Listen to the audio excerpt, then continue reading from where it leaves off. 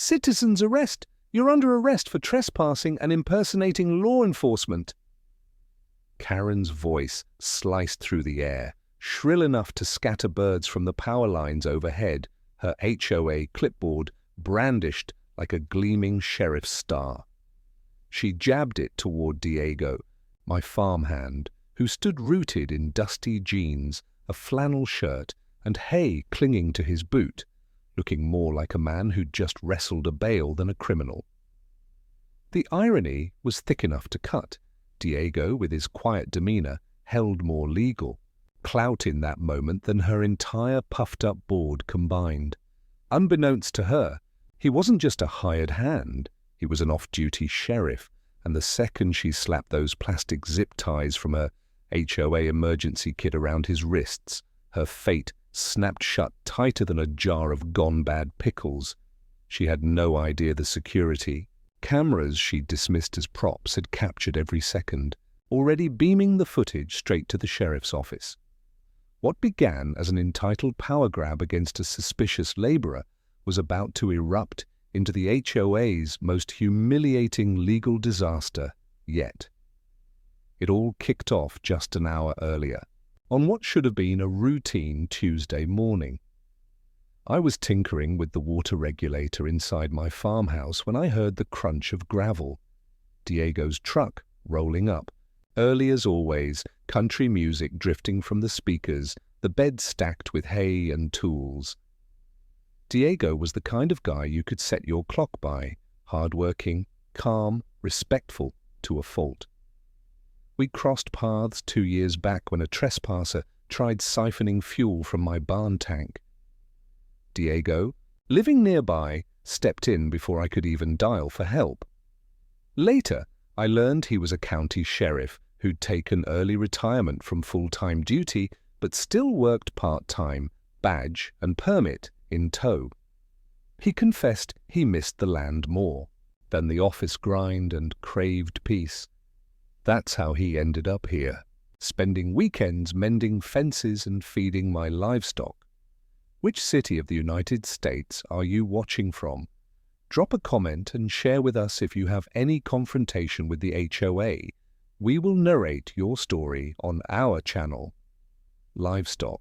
Karen unfortunately considered anything with a truck or boots a threat to her neighborhood's aesthetic. Ever since the HOA got expanded into bordering properties, she had this delusion that her authority stretched to my side of the property line. Too, it didn't. I was unincorporated, farmland protected under zoning law, but that never stopped her from leaving passive-aggressive notes in my mailbox about excessive tractor noise barns that clash with the community palate, or my personal favorite, scents that disrupt community serenity. But that day, Karen took her obsession to another level. She had apparently spotted Diego arriving through her front-facing ring cam. She sent out an HLA bulletin in their group chat claiming a suspicious vehicle had entered the community. 10 minutes later, she rolled down the private drive in her silver Mercedes SUV with 2 HOA Rentard volunteers following behind on electric scooters. I was still fixing the irrigation pipe near the back when I heard her voice cut through the air like a weed whacker chewing gravel. When I rounded the side of the barn, I saw her standing there with sunglasses on hands, on hips, confronting Diego, like she was in the middle of a Law and Order episode he was just pulling a bail off the truck when she accused him of being a trespasser. Diego calmly explained that he worked here, that he had permission. She ignored him, saying she didn't recognize him, that he wasn't wearing a uniform and therefore couldn't possibly be law enforcement. He gave her multiple chances, politely even offered to call me over. She refused, saying she didn't need confirmation from a farmer when he mentioned he was with the sheriff's department.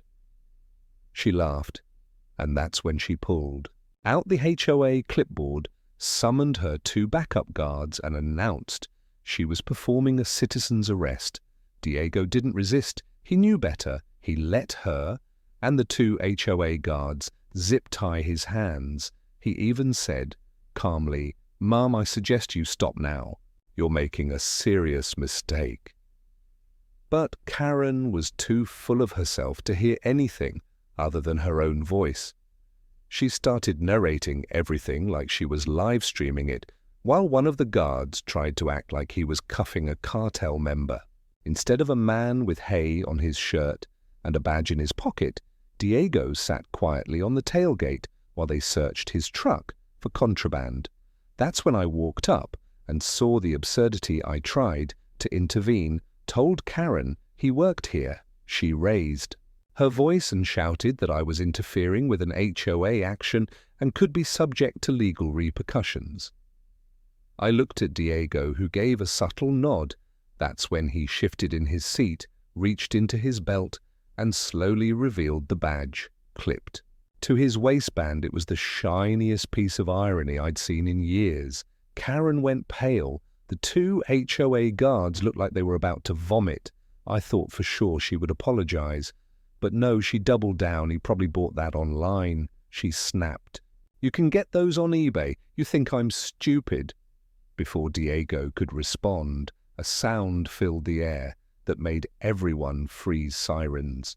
Not just one cruiser, but 4, coming up the drive fast. My cameras had sent the footage in real time. The sheriff's office dispatch had flagged it and sent backup, thinking an officer had gone missing or was in danger. The cruisers pulled in like something out of a movie. Officers poured out guns, not drawn, but hands ready.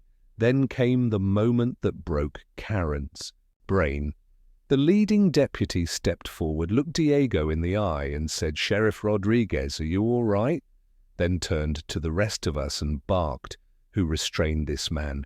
Karen took one step back, tried to point at the guards, but it was too late.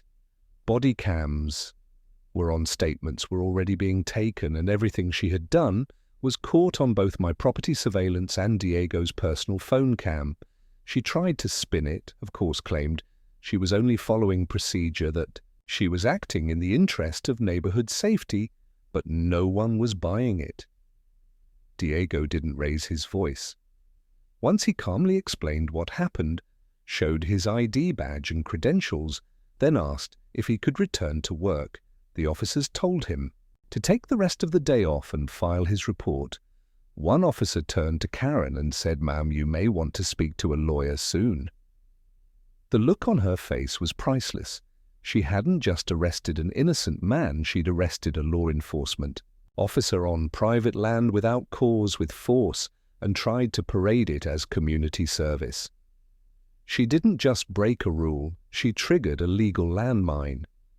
She was standing on herself as the cruisers drove off, and Diego sat down next to his truck. Sipping water, I looked at him and asked, "You good?" He nodded. "Yep, she's done." I didn't know then how right he was, but Karen had just made her biggest mistake yet, and the fallout was only beginning.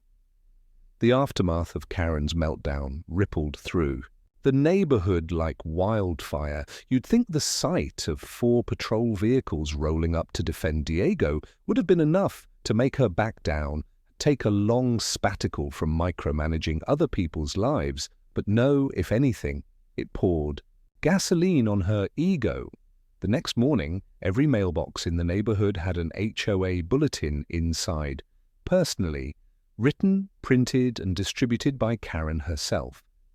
She claimed that a man falsely claiming to be law enforcement had threatened her, invaded the neighborhood, and endangered community safety. The letter was so delusional it read more like a dramatic novel than a neighborhood report, according to Karen's version of events. Diego's sheriff's badge was a fake. His truck was registered too. A suspicious business, and I, the property owner, had enabled criminal elements to freely move through HOA boundaries.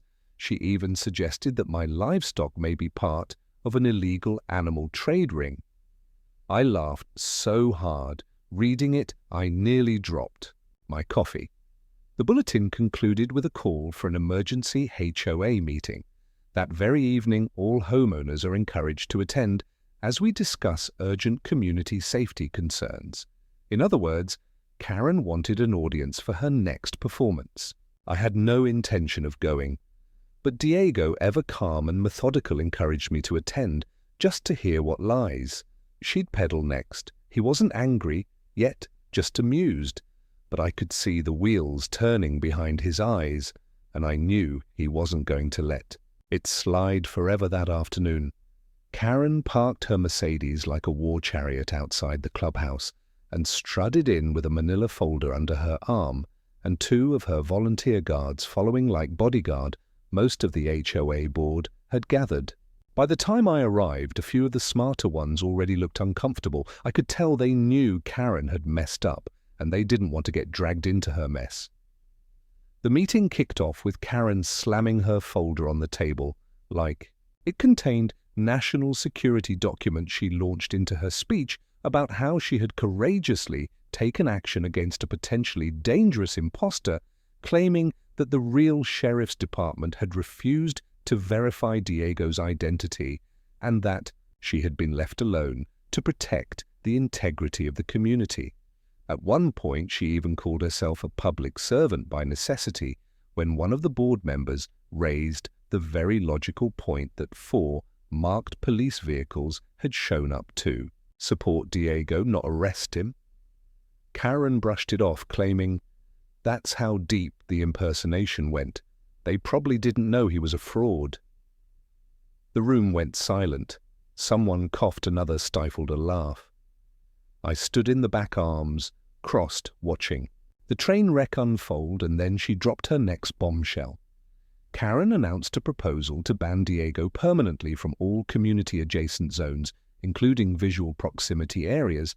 Yes, her words, she wanted to pass a motion would prevent Diego from even entering sight of the HOA's jurisdiction. She claimed he caused emotional trauma and that she had every right to protect herself from unknown, uniformed individuals lurking near livestock. She also recommended that all residents submit new background checks for any outside contractors, farmhands, or property visitors. A few heads nodded, mostly from the other drama-hungry Karens in the room, but several others looked genuinely baffled. Then came the part that really ticked Diego off. Karen began sharing grainy screenshots of Diego loading hay into my barn, claiming the bales were improperly stored, and a fire hazard. She had contacted the local fire department, she said, and was expecting them to inspect the property within 48 hours. She wasn't just trying to humiliate Diego, she was trying to weaponize policy against him, what she didn't know. And what I was just waiting to drop like a brick through her glass house was that the fire marshal she contacted happened to be one of Diego's old academy friends. Sure enough, the next day, Chief Fire Marshal Aaron Langston drove up to the property, clipboard in hand, and a wide grin across his face. Diego greeted him like a brother. They laughed, hugged, and spent the next 30 minutes walking the property. Langston took notes, inspected the hay barn, checked for spacing, and then nodded in satisfaction. He signed off the inspection with a glowing report, even joking that our storage was better than the firehouse shed. Karen, who had watched the inspection from a folding chair across the property line, turned beet red and stormed back to her SUV. But Diego wasn't done yet that evening. While we were sitting on the porch, sipping iced tea, he told me calmly, "I'm filing." I gave her a chance to walk away, and she chose to double down. He opened a manila envelope and began organizing papers, printed screenshots, timestamps, copies of my property footage, and statements from neighbors who witnessed the incident. His voice never rose, but there was a quiet intensity behind every move he made. He wasn't just filing a complaint, he was assembling a case. Karen had zip-tied. An off-duty officer ignored his identification and made public accusations that wasn't just a petty misunderstanding, it was unlawful detainment, impersonation of authority, and slander. By the end of the week, Diego submitted formal complaints to the Sheriff's Legal Affairs Division, the County Civil Court, and a copy to the HOA Board for record. Karen was served 3 days later. she was still in denial. Instead of laying low, she doubled down again. This time, she started going door to door, handing out typed pamphlets titled "The Truth About Diego," with bullet points describing him as a potential extremist, a government impersonator, and my favorite, a rural radical. It was so ridiculous that several neighbors began collecting the flyers just to laugh about them later. One guy even laminated his and put it on his fridge. Still, Karen wasn't just embarrassing herself, she was dragging the HOA into dangerous territory. I found out from a board member that their liability insurance didn't cover unsanctioned civilian arrests, especially not when the suspect was actually law enforcement. And now the HOA was facing potential financial exposure. Legal letters were starting to arrive not just from Diego, but from residents who felt targeted by Karen's wild accusations. Diego kept quiet, letting the paperwork speak, but everyone else in the neighborhood was buzzing. The final nail came during a board-only session that I wasn't even supposed to attend, but was later leaked in detail by a sympathetic board member.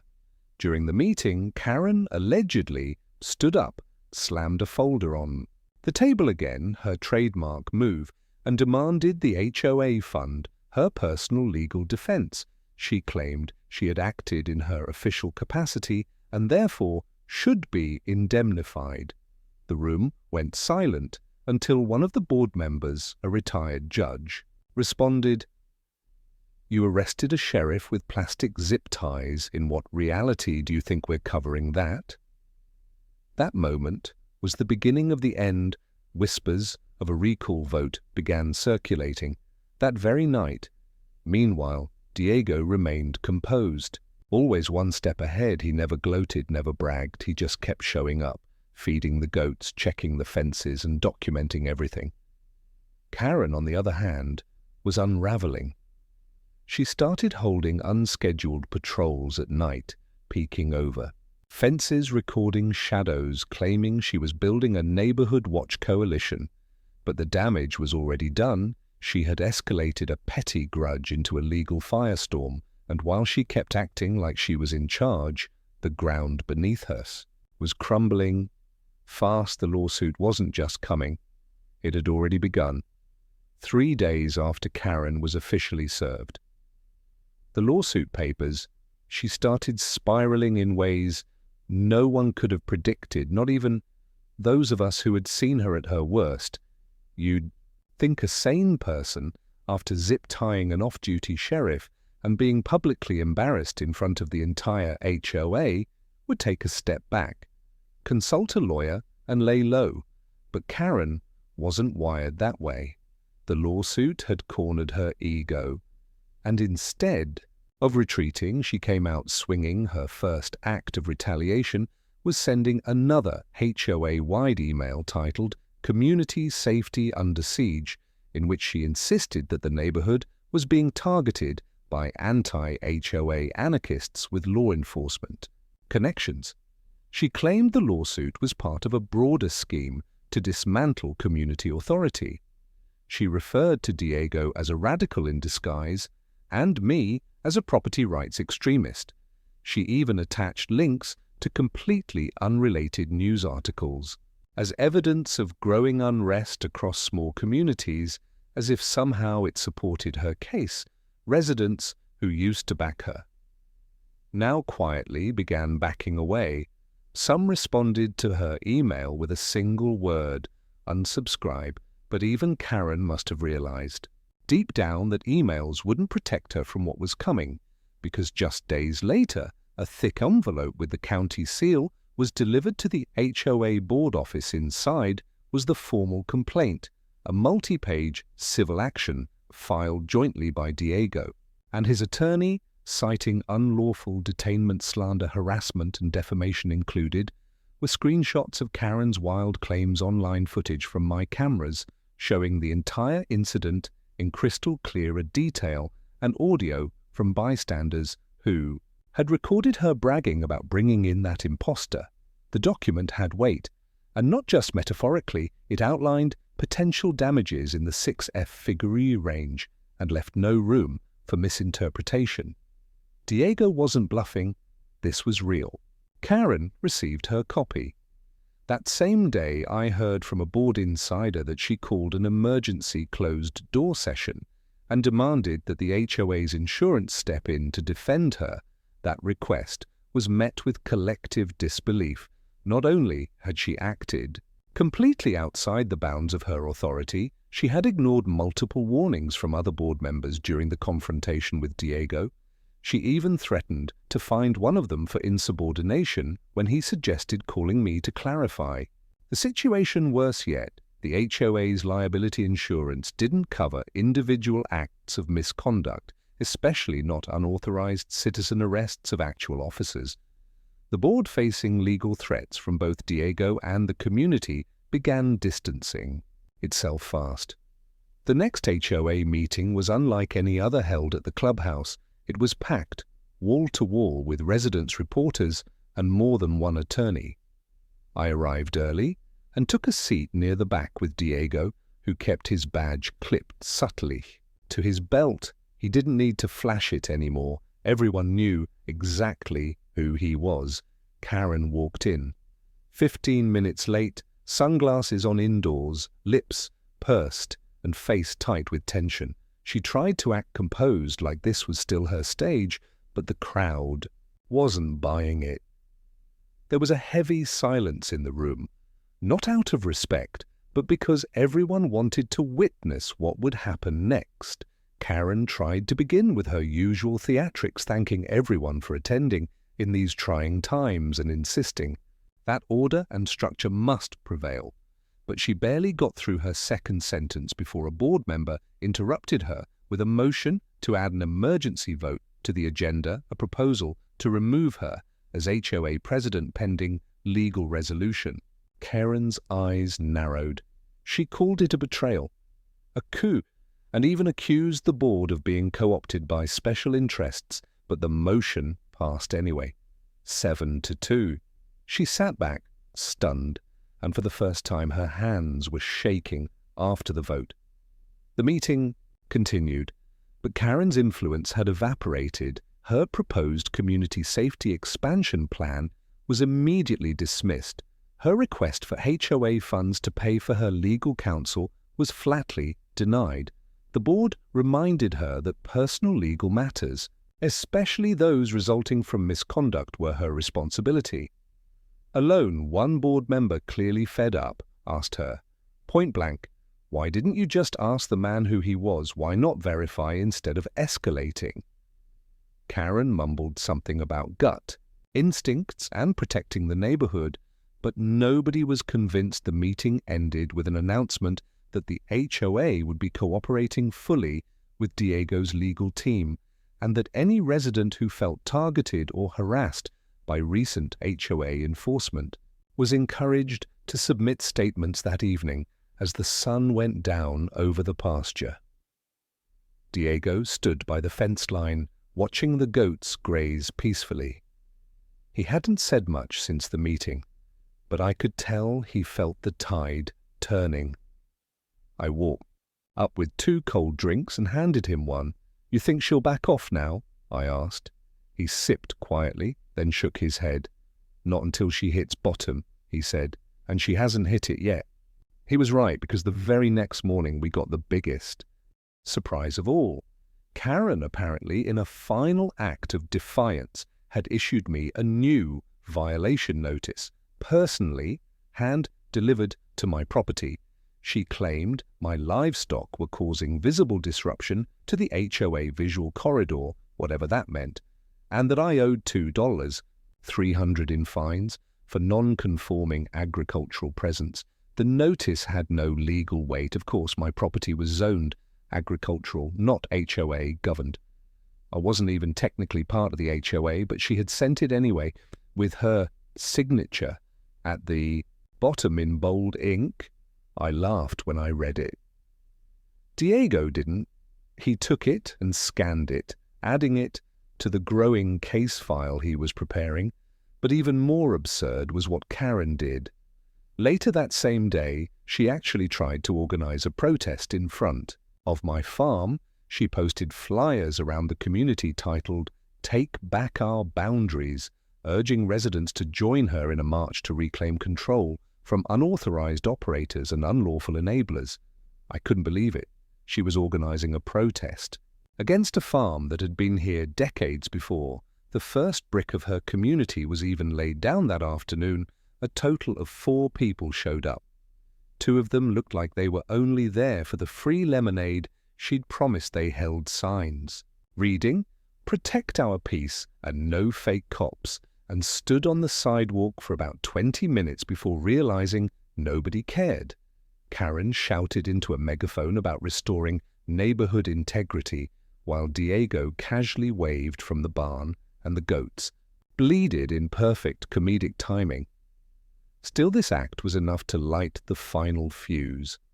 The legal team took the new violation letter, the protest footage, and a copy of her email campaign, and added it to the already thick file submitted to the court. Karen wasn't just digging her hole deeper, she was putting up neon signs and installing a staircase. Her behavior had gone from overbearing to legally dangerous, and now she was dragging the entire HLA down with her.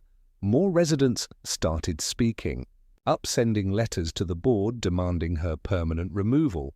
One even started a petition for a full audit of her actions since taking office, and it gained traction fast. As for Diego, he stayed steady, he kept working, kept his statements factual, and let Karen implode under her own weight. The sheriff's department was fully backing him now, and the county legal office had expressed serious interest in the case. What started as a simple overstep by an entitled HOA president had become a high-stakes legal showdown with public interest rising by the day, and the more Karen fought, the more the truth dug in.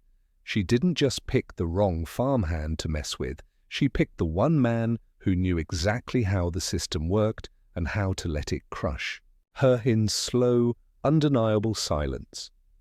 By the time Karen received the summons for her official deposition, it felt like she'd spent every waking hour trying to patch a ship that was already underwater.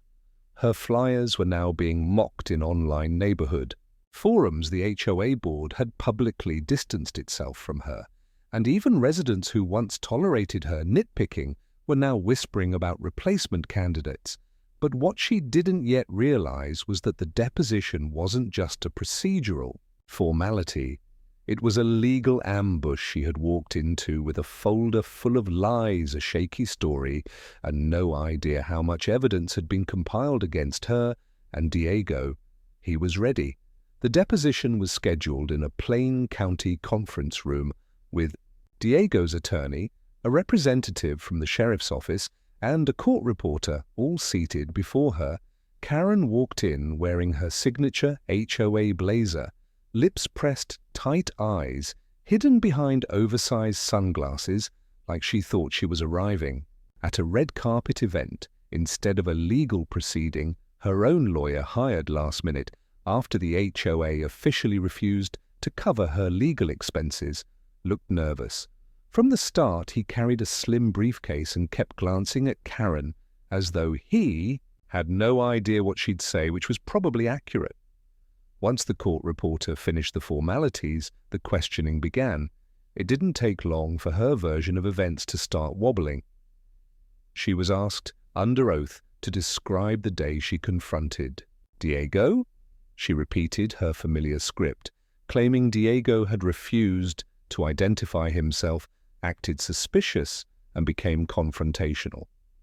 She insisted she never saw a badge, that he refused to answer simple questions, and that she was simply enforcing community safety protocols.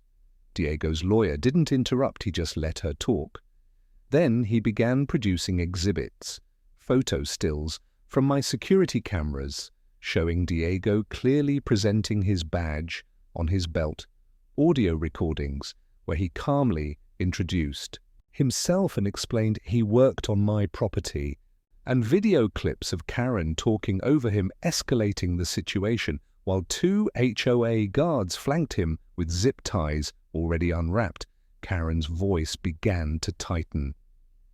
She tried to claim the video had been doctored, but the timestamps, angles, and accompanying eyewitness statements left little room for doubt.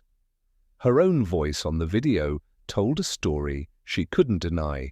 In one clip, she can be heard saying, "Even if you are law enforcement, I don't care. You don't belong here." That one line alone was enough to unravel her claim that she acted in good faith.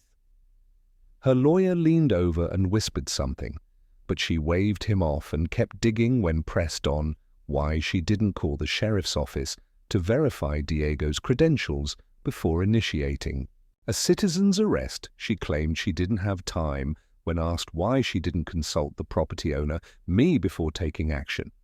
She insisted she didn't need permission to protect the neighborhood. It was like watching someone build their own gallows and hammer. In the final nails then came. The moment that shifted the entire room's energy, Diego's lawyer asked if Karen believed she had the authority to detain anyone on private property that did not fall under HOA jurisdiction. She stammered, insisted that my land was adjacent enough to qualify, then finally admitted she wasn't sure where the boundaries were. That admission, caught on record, was devastating. Her authority was based on fantasy, and she had acted with force on land she didn't even legally control. Then Diego was asked to give his side of the story. He spoke slowly, clearly, never raising his voice or showing anger. He described how he had arrived at work, started unloading hay, and was approached by a woman, demanding he prove himself. He explained how he offered identification, displayed his badge, and tried to de-escalate. He detailed the moment she zip-tied him and called for backup from untrained volunteers, how she rifled through his truck without cause, and how he sat calmly because he knew the truth would catch up. The court reporter never stopped typing, and Karen sat frozen, her face slowly losing all color. The final moment came when Diego was asked what the experience had done to his reputation and career. He hesitated for a moment, then answered, "It shook me." He said, "I've worked in law enforcement for 20 years. I've dealt with drug dealers, fugitives, domestic abuse cases, but being restrained in broad daylight on private land while calmly trying to do my job by someone who looked me in the eye and didn't care who I was made me question whether people see the badge or just what they want to believe." The silence that followed his words hung in the air like a curtain. Even Karen's lawyer looked down at his notepad outside the deposition room. The news was already traveling. A local reporter who'd gotten wind of the story posted a headline that read, "HOA President Detains Sheriff Over Hay Bail Incident." The story exploded online within a day. It was trending on local Reddit threads, complete with the now famous screenshot of Karen holding zip ties next to a calam.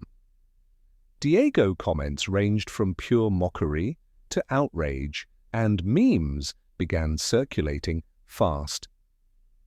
One showed Karen photoshopped in a sheriff's uniform with the words, "Self-appointed, fully deluded." Underneath, another had a goat wearing a badge with the caption, "Even this guy outranks Karen." Back at the HOA office, the fallout was like a slow-moving disaster. The board officially voted to strip Karen of all executive privileges pending the outcome of the case. Residents began submitting petitions to have her removed permanently. One elderly couple even printed signs that read, "Recall Karen," and placed them on their lawn in bold block letters. She tried to issue fines in retaliation, but they were ignored, and the board now refused to enforce them. The power she once held with an iron fist was slipping like sand through her fingers. Karen's behavior grew increasingly erratic. She stopped showing up to board meetings, instead sending bizarre late-night emails accusing Diego and me of conspiring to sabotage her legacy. She filed a counter-lawsuit claiming emotional distress, but it was dismissed within a week for lack of merit. Her attorney resigned shortly after, citing client non-cooperation and repeated fabrication of events. At this point, Karen was representing herself a decision that would prove catastrophic. Then came the pre-trial hearing. Karen walked into court alone, carrying a stack of unorganized papers and trying to argue that the sheriff's badge Diego carried was too shiny to be real. The judge, a stern woman known for her zero-tolerance courtroom, stopped her mid-sentence and said, "M. Whitmore, are you aware that this courtroom is not an HOA meeting?" The gallery chuckled. She didn't, but the message was clear. This wasn't her domain. Here, facts ruled, and the facts were against her. Outside, Diego remained calm. He wasn't in it for revenge. He wanted accountability, but the longer Karen denied responsibility, the harder the hammer would fall. The sheriff's department issued a statement reaffirming Diego's standing, condemning Karen's actions, and warning other HOAs not to overstep their bounds. Legal scholars even began referencing the case in community governance, forums calling it a landmark example of authority abuse by private neighborhood boards. For Karen, the walls were closing in. Her legacy as HOA president had crumbled into internet infamy, legal defeat, and public ridicule. But she didn't realize the final blow wasn't even in the courtroom. It was still waiting just around the corner, packaged in a decision she could no longer control. Diego wasn't finished yet, and neither was the truth. The morning of the verdict was unusually quiet. It was the kind of stillness that wraps itself around a town like fog, the kind where even the wind hesitates to move. The courthouse parking lot was half full when I pulled in, the same silver SUV already parked at the far end, its license plate practically shouting entitlement. Karen was already inside when Diego and I walked through the front entrance. He wore jeans and a clean flannel shirt, his sheriff's badge tucked away. But clothes as always, he didn't wear it for intimidation. He didn't need to. Everyone in that courtroom knew exactly who he was and what had been done to him, and today they were about to decide what that was worth. The courtroom filled up quickly. A few HOA members sat stiffly behind Karen, more out of obligation than loyalty. Most looked exhausted, like people who'd bought tickets to a concert and found themselves stuck at a 3-hour disaster. Karen sat at the front alone, now hunched behind a stack of folders and handwritten notes. She hadn't hired a new attorney after her last one quit. She'd insisted she could defend herself, claiming that no one knew the law better than someone who lives by it. Ironically, she'd violated several of those very laws in just one afternoon. The judge entered, called the court to session, and asked both parties if they had any final statements. Diego declined. He'd said all he needed to say during deposition. Karen, on the other hand, stood up and launched into a rambling 10-minute monologue about community fear trespassing and her belief that sometimes people have to step up when the system fails. She painted herself as the last line of defense in a world gone mad with lawlessness and authority impersonation. The judge didn't interrupt. She just watched silently, tapping her pen against the wooden bench until Karen finished. Then she leaned forward and delivered the verdict. Karen was found liable on all counts: unlawful detainment, defamation, slander, and abuse of power. The court awarded Diego a substantial sum in damages, enough to make even the boldest HOA presidents rethink their tactic.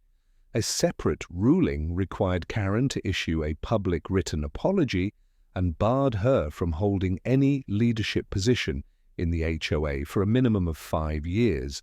But it was the final statement that made the room hold its breath. The judge, clearly fed up, said, "Miss Whitmore, you do not represent the law, and you are not the sheriff of this town. if you so much as lift a finger in an official capacity again without proper jurisdiction. The court will not be as generous. Karen sat back down like someone had flipped a switch. Her face was pale, jaw-clenched eyes darting to the floor. She didn't speak another word. Outside the courthouse, a small group of local reporters had gathered. Diego didn't want to give a press statement, but they asked him just one question. Do you have any advice for other HOAs dealing with power?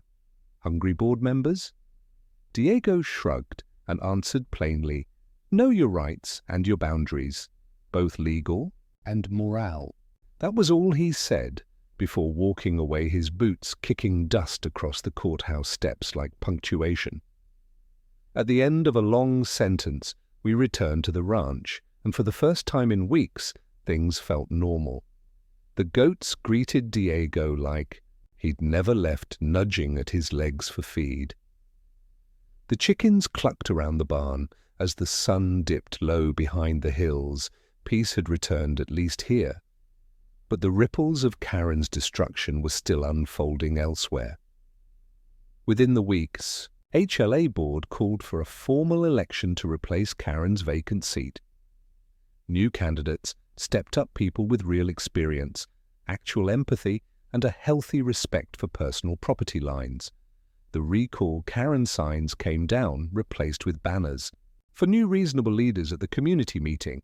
Following the verdict, the new interim president addressed the crowd, confirming that not only had Karen been removed, but her access to HOA legal databases and communication channels had been revoked. She would no longer be allowed to send emails, distribute notices, or issue citations under any official banner. The room applauded, not out of joy, but relief. The era of chaos was over. Karen, however, couldn't go quietly a week after the verdict. She attempted one final stunt. She stood on a street corner near the edge of my property, holding a homemade sign that read, "The system failed us," and muttered to passing joggers about corruption and betrayal. No one stopped, not even the guy walking a three-legged dog. After about 20 minutes, a neighbor came out and asked her politely to leave. She refused that neighbor, then made a call, not to me, not to the HOA, but to the sheriff's department. 2 cruisers arrived, one of them manned by an officer who trained under Diego. Years ago, they asked her to leave the area and warned that further loitering near properties involved in her lawsuit could violate the court's restraining terms. She stormed off, shouting something about taking it to the Supreme Court, but she never came back around the same time. The apology letter Karen had been ordered to submit finally arrived. It was tucked into every HOA mailbox. In a plain white envelope, the note was typed brief and clearly resentful. It read, "I apologize to Mr. Rodriguez for the misunderstanding, and any inconvenience caused. My intentions were for the safety of our neighborhood." She signed it, former President Karen Whitmore. Diego read it once, raised an eyebrow, and tossed it into the fireplace without a word.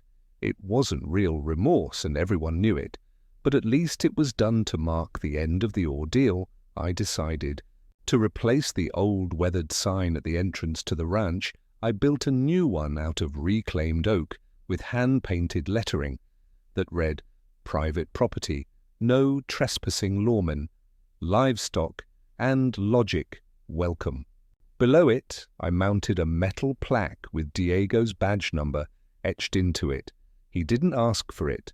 I didn't tell him I was doing it. But when he saw it, he smiled. Not the smug kind of smile, the quiet, tired one that said, "Finally." A few days later, I got a visit from the new HOA president, a calm man named Arthur, who looked like he belonged more in a library than a neighborhood dispute.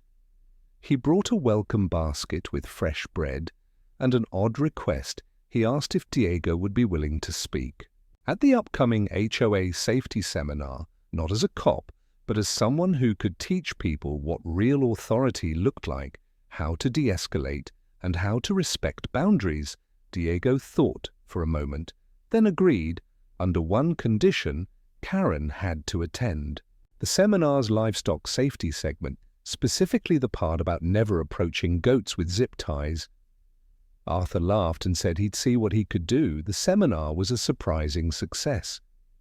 Diego walked residents through signs of suspicious activity versus lawful presence, how to verify credentials without confrontation, and how to file proper complaints without theatric. It ended with a demonstration on what happens when goats feel threatened. One goat stole someone's clipboard and hid half of it before anyone could react. The laughter helped. It was cathartic. People needed to laugh after weeks of absurd drama and legal tension. Karen didn't show, of course, but her shadow had finally faded in the weeks that followed. Things finally returned to normal. The sun rose and fell over the fields without interruption. The livestock roamed freely, and the only zip ties we saw were used to fix broken fence posts.